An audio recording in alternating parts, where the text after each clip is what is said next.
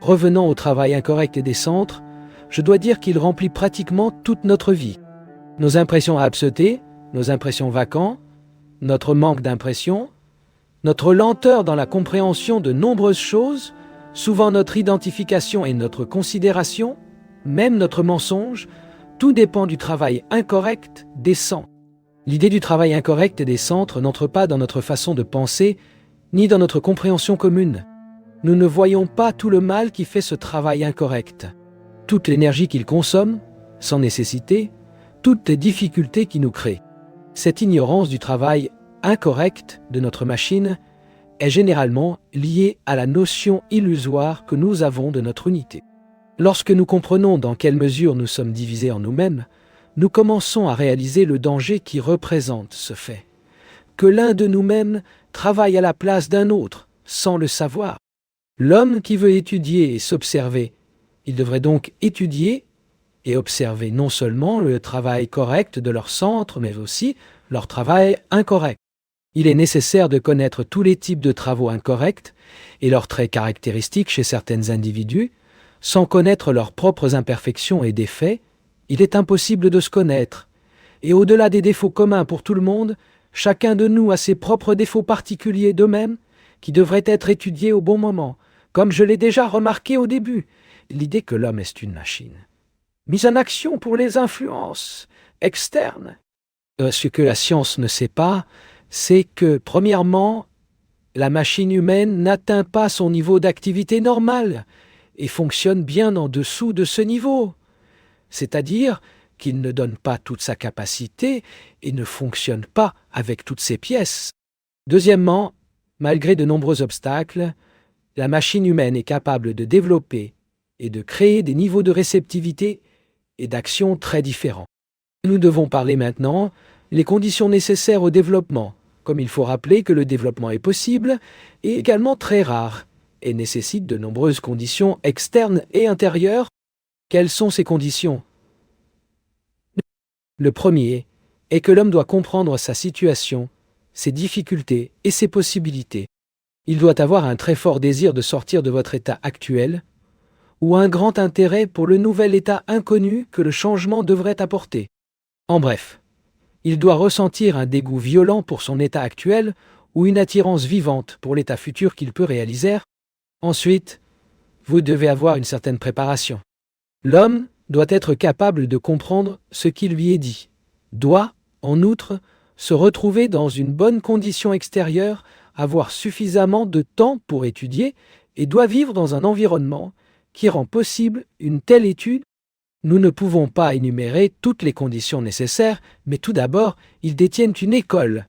Et une école implique, dans le pays où il existe, conditions sociales et politiques. Car une école ne peut exister dans aucune condition. Une vie plus ou moins ordonnée, un certain degré de culture et de liberté individuelle leur sont nécessaires. À cet égard, notre temps n'est pas particulièrement favorable. Dans l'Est, les écoles disparaissent rapidement et il semble que dans de nombreux pays, leur existence devient impossible. J'ai mentionné, dans le nouveau modèle de l'univers, quelques versets de loi Manu. Des règles pour une femme au foyer Sinataka. Chapitre 4.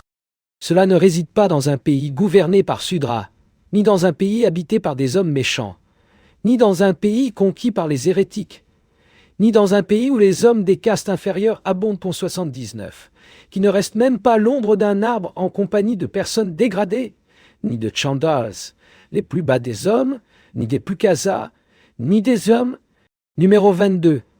Un royaume peuplé surtout par Sudra, plein d'hommes méchants et privés, nés 2 fois, périr rapidement, attaqués par la faim et la maladie. Ces idées de loi Manu sont très intéressantes, car elles donnent à l'homme une base qui lui permettrait de comprendre les différentes conditions politiques et sociales du point de vue du travail scolaire. Distinguer les conditions des progrès réels de ceux qui n'apportent que la destruction de toutes les vraies valeurs, même si leurs partisans ont l'intention que ces conditions soient progressives, et ainsi en induire un grand nombre de pauvres. Cependant, les conditions externes ne dépendent pas de nous. Dans une certaine limite, et parfois avec de grandes difficultés, Nous pouvons choisir le pays où nous préférons vivre, mais nous ne pouvons pas choisir notre temps. Et au siècle où le destin nous a placés, ce que nous devons nous efforcer de trouver ce que nous voulons. Nous devons donc comprendre que la préparation elle-même pour le Messie nécessite un ensemble de conditions externes et intérieures rarement rassemblées. Un véritable centre magnétique aide non seulement à reconnaître une école, mais aussi à assimiler l'enseignement de l'école, qui diffère des influences AB et des influences, et peut être appelée influence C. L'influence C ne peut être transmise que par la parole, par l'enseignement direct, explication et démonstration.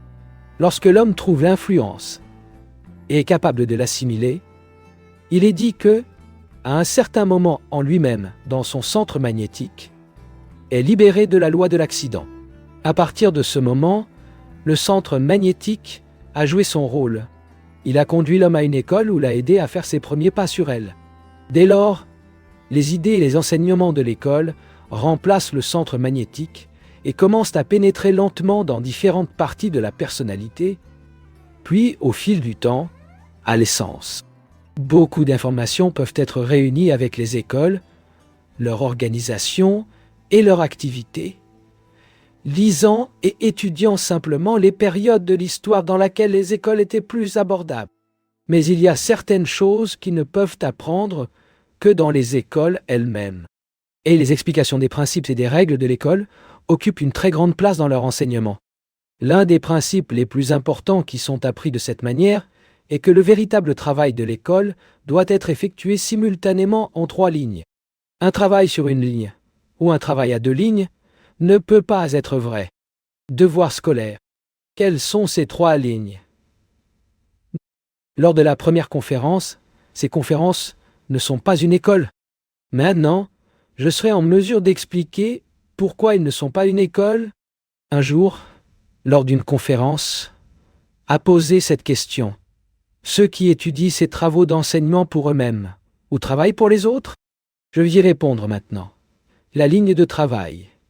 La première ligne de travail est l'étude de soi et l'étude de l'enseignement ou de la langue, qui travaillent sur cette ligne sûrement pour eux-mêmes. La deuxième ligne est de travailler avec les autres, appartenant à l'école. En travaillant avec eux, vous ne travaillez pas seulement avec eux, mais pour eux. Ainsi, dans la deuxième ligne, on apprend à travailler avec les humains et pour les humains. C'est pourquoi la deuxième ligne de travail est particulièrement difficile pour certaines personnes.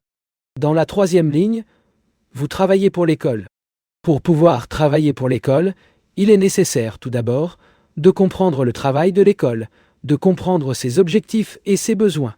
Et cela nécessite du temps à moins qu'il ne soit vraiment bien préparé. Certaines personnes peuvent même commencer par la troisième ligne, ou, en tout cas, la reconnaître très facilement.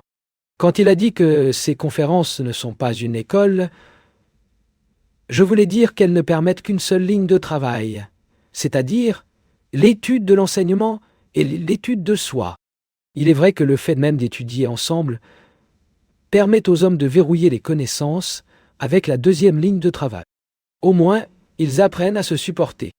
Et si votre vision est assez large et leur perception assez rapide, ils peuvent même apercevoir les deuxième et troisième lignes de travail. Pendant une grande partie de ces conférences simples ne peut être attendue. Dans la deuxième ligne de travail, lorsque l'école est complètement organisée, les élèves doivent non seulement parler ensemble, mais travailler ensemble, et ce travail peut prendre des formes très différentes, mais toujours, d'une manière ou d'une autre, pour être utile à l'école. Cela signifie que, en travaillant dans la première ligne, étudier le second. Et en travaillant dans la deuxième ligne, étudier le troisième. Apprendra plus tard pourquoi ces 3 lignes sont toutes nécessaires et pourquoi sans eux, il n'y a pas de travail qui peut progresser efficacement vers un goal bien défini. Comprenez déjà la raison principale de ce besoin de 3 lignes de travail, s'ils se rendent compte que l'homme dort et que, quel que soit le travail qu'il entreprend, il perd rapidement tout intérêt pour ce travail et le poursuit mécaniquement. Il faut 3 lignes, principalement parce que le travail en une ligne évelte l'homme qui s'endort dans un autre.